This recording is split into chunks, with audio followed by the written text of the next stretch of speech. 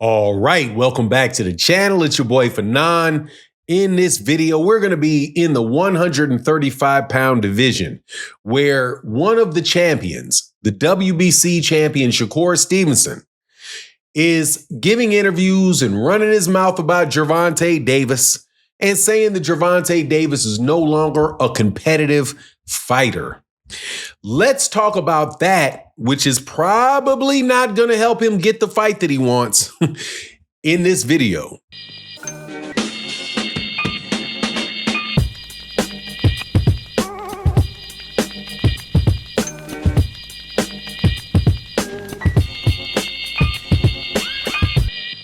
All right, welcome back to the channel. Look, I am selling this fight.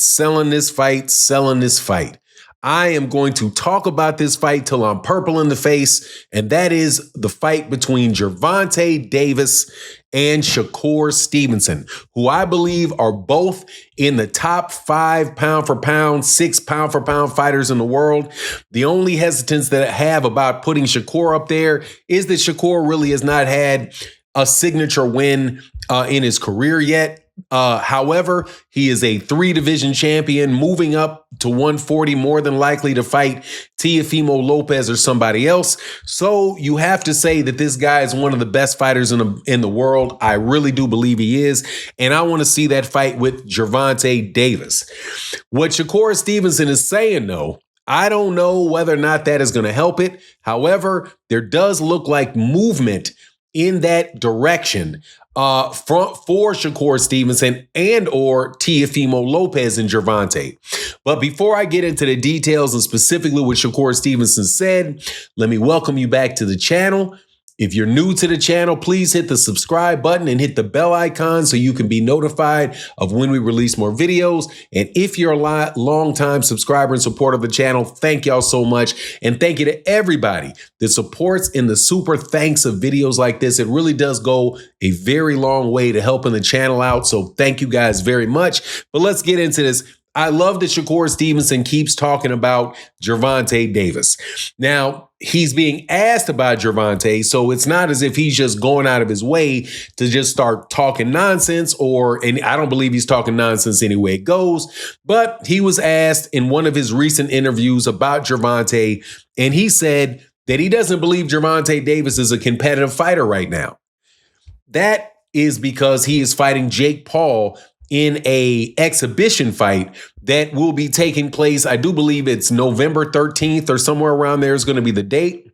Obviously, Shakur Stevenson is talking out the side of his neck with that, because just because Gervonta Davis takes one exhibition doesn't mean that he's not a competitive fighter. He just fought Lamont Roach earlier this year, proves that he is obviously a competitive fighter. And he's already stated that once he goes and picks up this money from Jake Paul, that he's going to come back and he's going to go back to boxing. So I reject the idea that Gervonta Davis is not a competitive fighter. He's not fully into the scene like Floyd Mayweather Jr. and Mike Tyson are, where Mike Tyson has had, his second or third exhibition. This will be his third one coming up. He had one against Roy Jones. He had another one against Jake Paul, and now he's going to have one against Floyd Mayweather. Floyd Mayweather Jr. has been doing these for years and years and years, ever since way back in 2016 or 2017, whatever the year was, when he beat Conor McGregor in what should have been an exhibition, but was counted as Floyd Mayweather's 50th professional win. Gervonta Davis has not done nearly enough to be considered a full-time exhibition fighter. So I think Shakur Stevenson is not just a little bit off on that, but a lot off on that. I just think that is an unfair representation of it. Now, at the same time, Shakur Stevenson is positioning himself, and I think he's doing something that is pretty smart, or maybe the stars are aligning for him. But the fight that he has with Teofimo Lopez that they believe is going to be made, many people think is close to being made with Teofimo Lopez, is actually going to be financed by Turki Al-Sheikh, but promoted by the PBC. Let me repeat. It is going to be promoted financed by, this is the word on it, by Turki Al-Sheikh, because obviously Turki Al-Sheikh has obligations to Shakur Stevenson, but it's going to be on a PBC card. That is a kind of a big deal because that positions Shakur Stevenson to have a financial backer for a fight that could take place on a PBC card, because that is what, a major hurdle to getting certain fights made is whether or not you're going to have the financial backing to pay the purses for those fighters. So with Shakur Stevenson and Teofimo Lopez possibly being financed by Turki Al-Sheikh, that shows you that is a reasonable way, and there's a financial possibility of the fight between Tank and Shakur taking place. The only thing that Shakur Stevenson has to watch, and he obviously should watch this, is what is allowing himself during the meantime to go too far up in weight.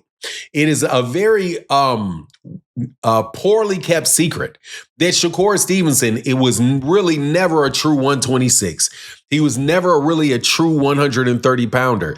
And I think he should stay at 135 pounds long enough to get the Gervonta Davis fight. But if he goes up to 140 pounds to fight Teofimo Lopez, and then he has to come back down to 135 to fight Gervonta Davis, that could be a stretch on his body and diminish his performance in the fight with Gervonta.